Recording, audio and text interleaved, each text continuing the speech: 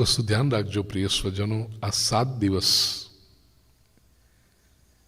મેં જે કહ્યું કે to elevate our self for inner transformation. પ્રશ્ન થાય કેવી રીતે થશે ઇનર ટ્રાન્સફોર્મેશન? બહુ સિમ્પલ છે. Inner transformation happens when we get connected with our higher self.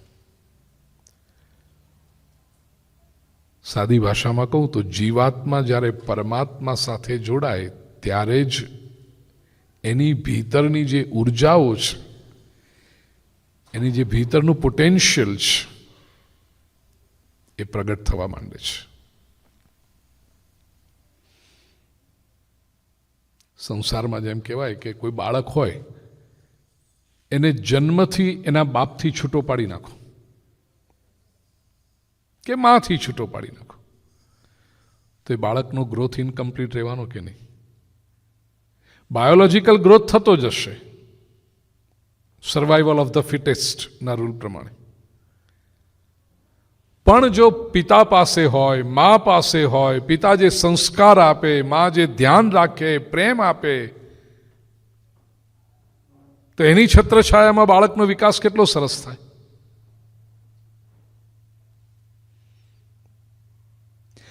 સંસારમાં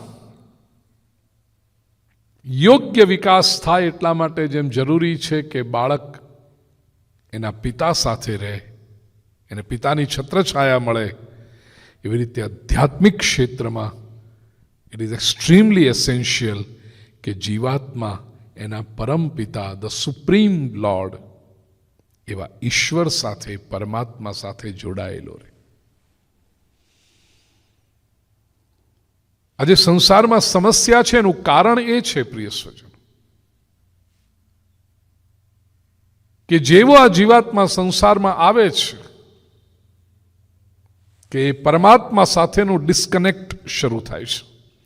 જેમ જેમ જીવાત્મા મોટો થતો જાય છે, સો કોલ્ડ સમજણો થતો જાય છે, એટલો એટલો એ પરમાત્માથી વિખૂટો પડતો જાય છે.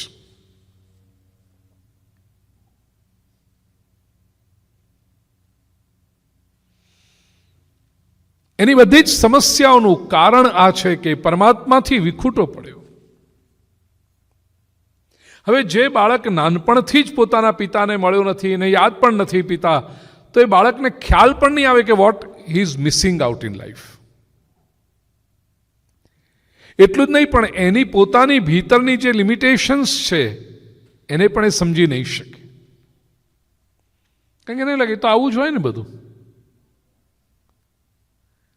પણ જ્યારે એ પોતાની જાતને કમ્પેર કરે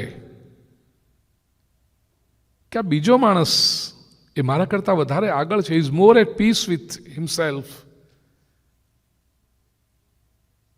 કેમ? અને પેલો કહે કે એટલા માટે કે I have learnt all this from my father. I have such a wonderful father. I am gifted to have such a father. ત્યારે પેલાને કદાચ એમ લાગે કે ઓહ, આને લીધે હું પાછળ.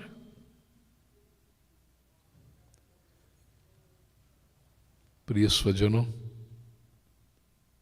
સમજો કે કોઈક બાળકને એના મા બાપથી વિખૂટું પાડીને ઓર્ફનેજમાં રાખવામાં આવે, જ્યાંની આજુબાજુ 200, 250, 300 બધા જ બાળકો એવા જ છે જેને પોતાના મા બાપની ખબર જ નથી.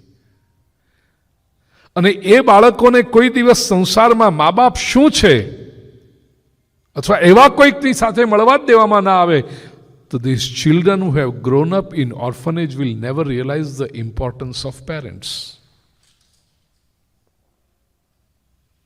એમની સમસ્યાઓ સાથે જે લોકો જીવતા જશે ને એ લોકો એમ જ સમજશે કે આમ જ હોય ને બધું. દયા આવે એવા લોકોની. તમે જો કોઈ વખત ઓર્ફનેજમાં ગયા હો અને જુઓ તમે, કારણ કે આપણને તો ખબર પડે કે ખાવા પીવા બધું મળે છે આ લોકોને, કપડાય મળે છે, બધું છે, ABCD ભણવાય મળે છે,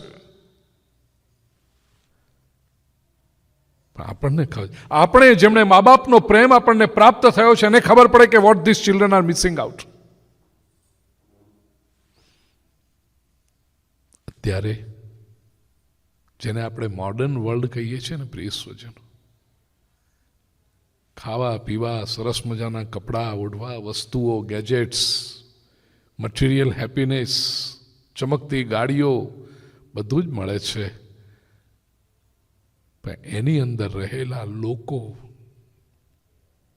ભીતરથી દુઃખી છે. એનું કારણ એ પરમાત્માથી વિખૂટા પડ્યા છે. વિચાર કરો, આખો સમાજ જાણે ઓર્ફનેજ બની ગયો છે. સ્પિરિચ્યુઅલી ઓર્ફન્સ. ઈશ્વરથી વિખૂટા પડેલા જીવાત્માઓ. પ્રત્યેકને એમ લાગે છે કે જિંદગી આવી ન હોય. આપણે જે ઢસરડા કરીએ છીએ, we are just pulling on in life. રોજ સનરાઈઝ થાય છે, સનસેટ થાય છે. we kill time. એક પછી એક દિવસ જિંદગીમાંથી નીકળતો જાય છે. લોકો પૂછે સોશિયલ ફંક્શનમાં, કેમ છો? હા હા, મજામાં, all right, all right. Really?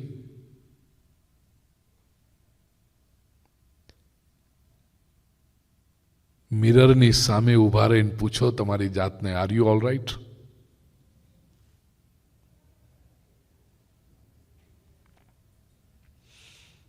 અને આખો સમાજ જ્યારે ઓર્ફન બન્યો હોય, આખો સમાજ જ્યારે પરમાત્માથી વિખૂટો પડ્યો હોય,